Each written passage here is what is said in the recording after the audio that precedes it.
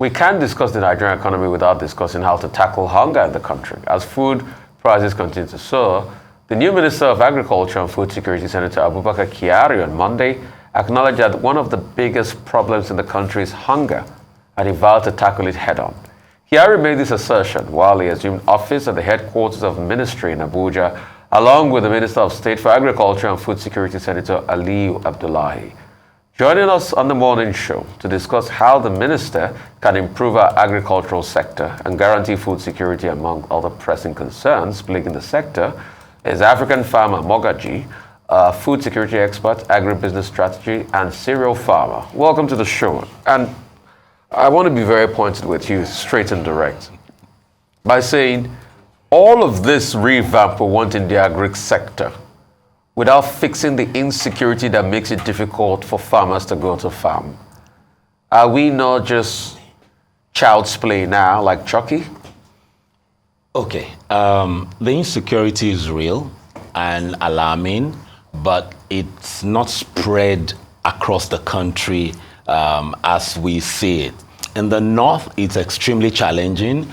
In the south, you have pockets here and there.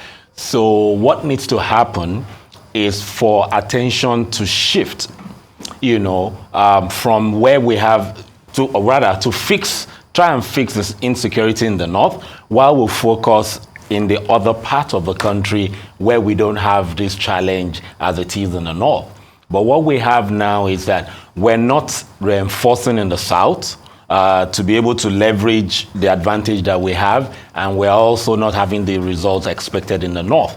So we can still move around it if we know what to do. Well, historically, it's always been the north that churns out most of, your tubers, your tomatoes of this world, your onion, your ginger, and all of that. Even your beans, your rice, most of the productive capacity comes from the north. And when the north is challenged, knock-on effect, food inflation. So we have to challenge the narrative. We have to challenge the syllabus we're even using to run the agri system in Nigeria. Onions grow in any state in this country. Carrots grow in any state in this country. Watermelon started from Iseyin before it moved to the north. Now, the governors and the leaders in the north embrace agriculture more than other parts of the country. So it's not a function that, the north is the core producer. In fact, livestock should do better in the south than in the north. Why? Now, in the north, from end of October, you won't find grass anywhere. Every other part of the country, you have grass. So it is feed. So we should have more livestock business in the other parts of the country than in the north. So these narratives that, has been going for many years, don't forget, when the pastoralists, they migrate from November, December, January, February, down south. Yeah. So if they are coming down south for food, what if the south embraces this business? So there are a lot of narratives that we need to confront. That is not right, but we have been, using that as a yardstick. The farmers in the north are producing, but they are not doing well. They are one of the worst earning farmers in this country. Why? Because almost everything goes to waste. They no longer produce quality. You cannot can or process most of those foods and export because, there's high residue of insecticides in them. A lot of things is going wrong. So, yes, we think it's still happening. During Salah, a basket of tomatoes was sold between 80 and 100,000. What caused it? The same challenge that happened, I think, 2016 of the tuta absoluta, tomato Ebola, as we call it, happened again. I was in one of your programs here last year saying that the north is likely to have a challenge this year. And we have not seen, that's just one. One or two others are coming. So right now, to feed Nigeria, we need to, reduce that heavy focus on the north and focus more on value addition in the north and develop other aspects, other sectors in the various states in the country. All right, excellent. Thank you very much. The agricultural sector is said to have so much potential that we haven't quite tapped into yet. In fact, after oil, it should be perhaps one of the second in terms of generating revenue and also creation of jobs beyond just food security. It's the potential he has for Nigeria. And so the new agricultural minister has his work cut out for him. What would you say should be his first? He resumed office yesterday as soon as he was sworn in. What are some of the key areas he should address? I'm glad we've talked about food security because that's very, security in terms of securing the farmlands and the people who go to farm. But what are some of the key areas he must address so that, number one, Nigerians can have food to eat and we're able to provide enough for our consumption? And then number two, before we begin to speak about export. First and first is that the Minister of Agriculture needs to understand that his job is to ensure that the private sector thrives in agriculture, creating an enabling environment for players outside government. If he misses that by end of September, 15th of October, the country might be in a mess. Why do I say so? Everybody focuses on the 200 million government, 200 billion government wants to make available. No, their job is to create an environment where you and I can co-invest and thrive. Institutions. There are about 11 institutions under the Ministry of Agriculture that if something goes wrong with one, we won't be food secure. We have the quarantine. Fortunately, we have a good DG who has a private sector approach and is, on top of the game.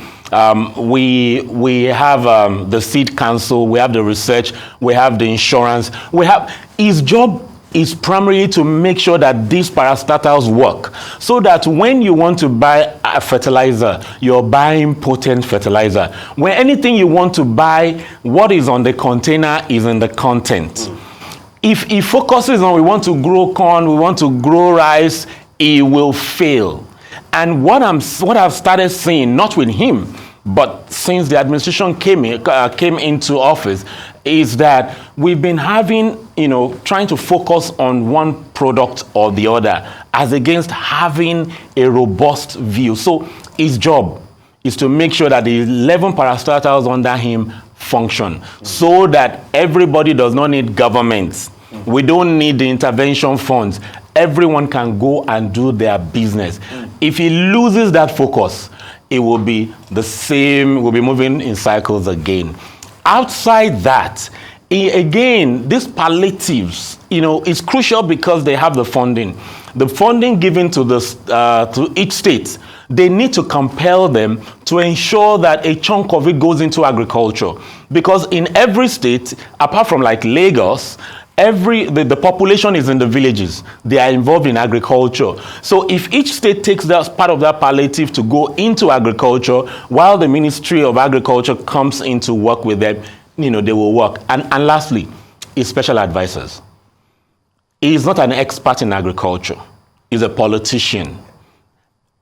We only hope he's an administrator. If he's an administrator, he needs about 10 special advisors.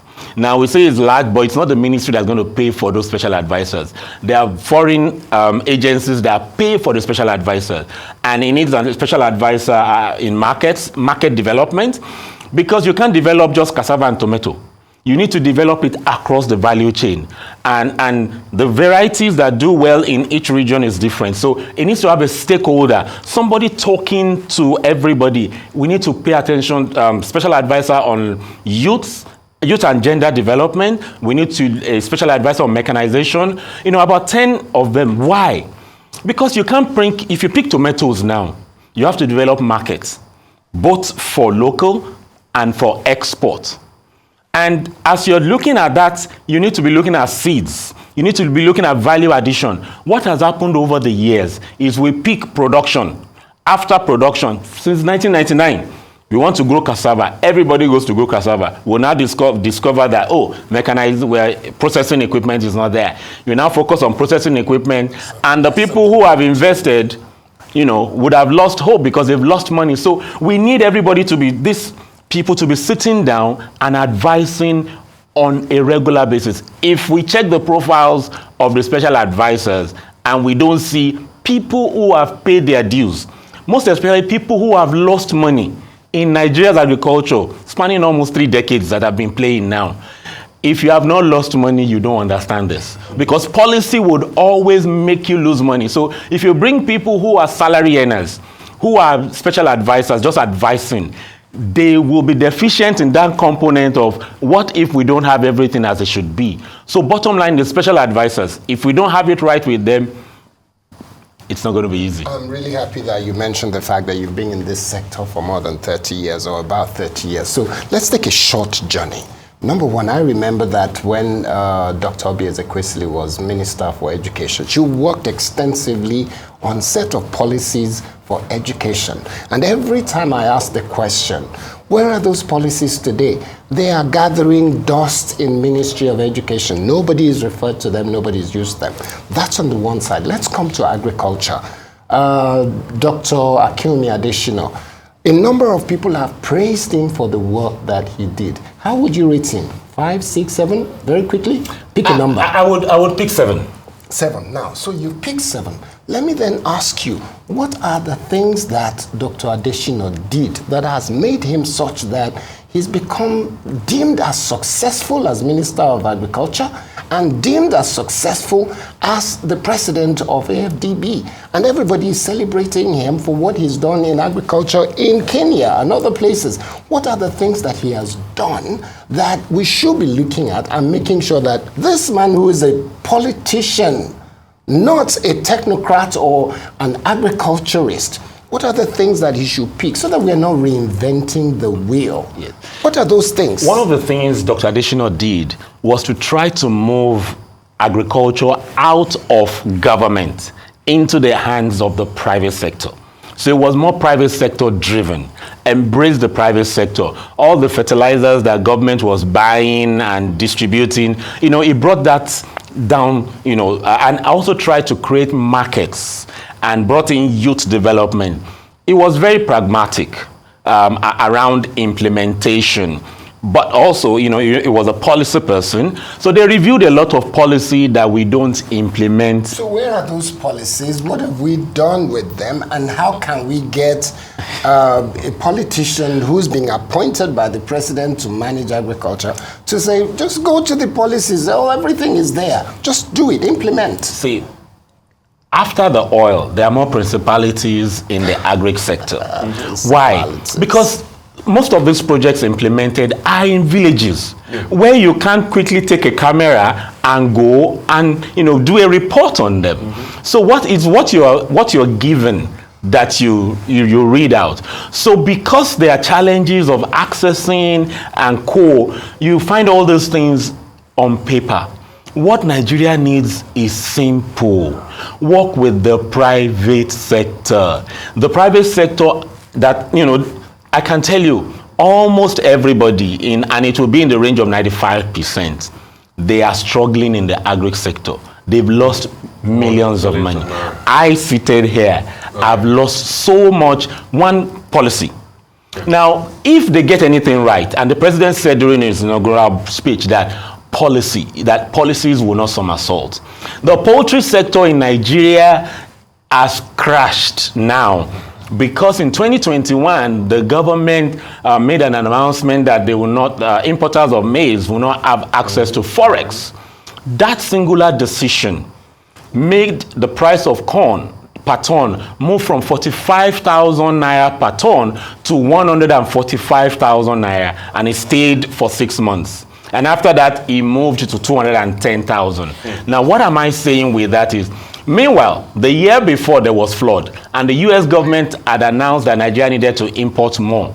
So they announced that, and 45 days later, they turned it around. What I'm saying is, since then, the poultry sector has crashed. The reason why Dr. Akinwumi Adesina, which is antecedents in research and all of that, succeeded, was one thing that most people or ministers will hardly do, which is extension, which is going out there, being on the farms, being with them, seeing how the process works through, which some of the special advisors will not even do, which you need to fact check them on. So you see, if we're going to feed Nigerians now, some people may have to sacrifice their blood, and also their families will be deprived of them. what that means is that people who are selfless, they must be in the field for things to work.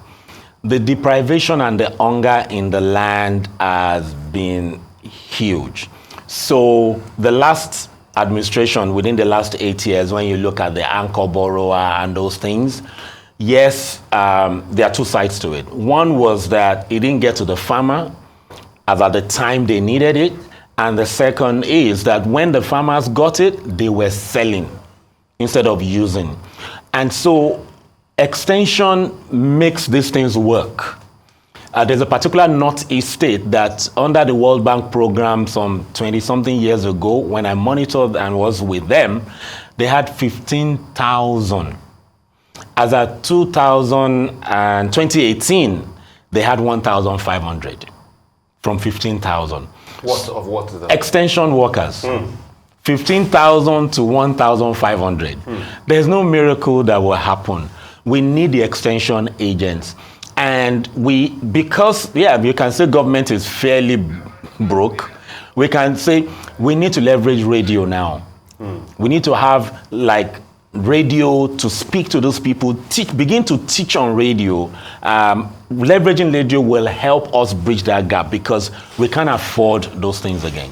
You were going to make a point with that very quickly because we have to go now. Okay, basically, when you look at the 200 naira, when you say, let's focus on cassava, let's focus on corn, we have to focus on everything because everything will be produced in the year. So we need massive action. So we need all the research institute to focus and we need to deliver. Plantain, bananas, pineapples, we cannot stay on 2, 3.